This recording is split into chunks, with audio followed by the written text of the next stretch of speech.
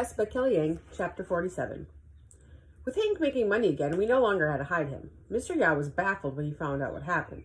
How did that deadbeat sneak back in here? He wanted to know. Still, money was money, and Mr. Yao was happy to take Hank's now that he had it. Hank was happy too, for it meant he could roam around the motel freely again. When I got home from school, I found him sitting up on the roof with Lupe's dad. "What you doing up there?" I asked. "I was just helping Jose here with his tools," Hank said. I looked at Jose, who seemed very happy to have some company up there on the roof. "Want to hang out at the desk?" Hank asked. "No, it's okay," I said. "Stay. I'll get you guys some sodas." As Hank and Jose sipped sodas on the roof, I went back to the front desk. There were 4 messages waiting for me. Aunt Ling, Uncle Zhu, Aunt Ping, and Uncle Yang had called to say they went by the addresses I gave them, but none of them had seen the missing Thunderbird. That meant we were down to the final address, the home of Mrs. Robinson. Oh, God, I hope they don't find the car there. Sometimes when I wanted something really bad, I asked myself what I would be willing to give up for it. For example, when I was waiting in the hospital the day my mom got beat up, I asked myself what I would be willing to give up for my mom to be okay. I decided I would be willing to give up the essay contest. I'd rather be stuck on a bad roller coaster with my mom than on a good roller coaster all by myself.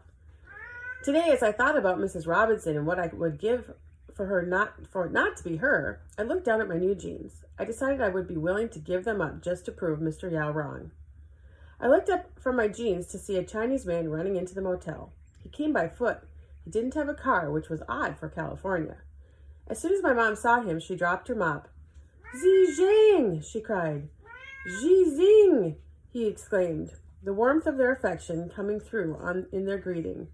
Ji means little in Chinese and something you call dear friends. They hugged each other and jumped with joy.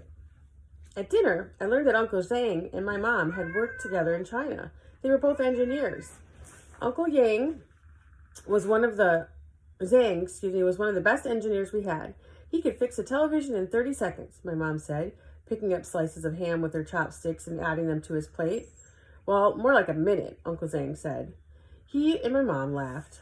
"So, when did you get here?" my dad asked. "About a year ago," Uncle Zhang said. My mother asked him what he had been doing. That's when Uncle Zhang dropped his chopsticks. "I don't know how to say this, but he shook his head. "What?" my mom asked. "What is it?" Uncle Zhang's eyes watered. "Oh, Ying, I'm in such an awful mess," he said quietly. Slowly, he began to tell us what had happened. Shortly after he came to America, he got a job working in a kitchen. The employer was an American guy and told all the workers that their passports and IDs would be safer with him, so he took them all away. Without our passports and IDs, the workers had no way to leave. Month after excruciating month, they put up with long hours toiling away in a hot kitchen with virtually no pay. We worked 18 hours a day from 6 a.m. to midnight. We would only get 1 day off a month, Uncle Zhang said. At night, Uncle Zhang and the other workers slept at the employer's house in a basement with no windows. "I'm basically a slave," he cried. "I only got out today because immigration came and raided us, so everyone had to flee through the secret tunnels." "What secret tunnels?" I asked. He told us that inside the restaurant there was a closet in the kitchen with a white apron. Behind the white apron there was a button. If you pushed the button, the closet wall would open up and you could crawl out. The secret tunnels led to hiding places and directly outside. "We never thought it would happen, but today immigration showed up," Uncle Zhang said. As soon as the immigration officers walked through the door, one of the waitresses came into the kitchen and put in an order for iced fried rice. That was the code word. One by one, Uncle Zhang and the other workers slipped inside the closet and crawled out through the tunnels. "When I got out, I kept looking up at the sky, so vast and blue," Uncle Zhang said. "It'd been ages since I'd seen the light of day." "And how did you manage to find us?" my mom asked. "Oh, that part was easy.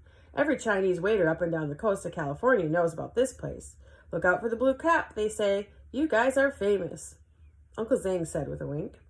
Then Uncle Zhang's face fell, and he got real quiet. "But I have to go back. They still have my passport and ID." My mom shook her head. "There's got to be something you can do." Uncle Zhang shook his head right back. "It's my own fault," he said. "I should never have taken the job in the first place." "Why did you?" "Because I was desperate." Uncle Zhang swallowed hard. "I got into some trouble with loan sharks."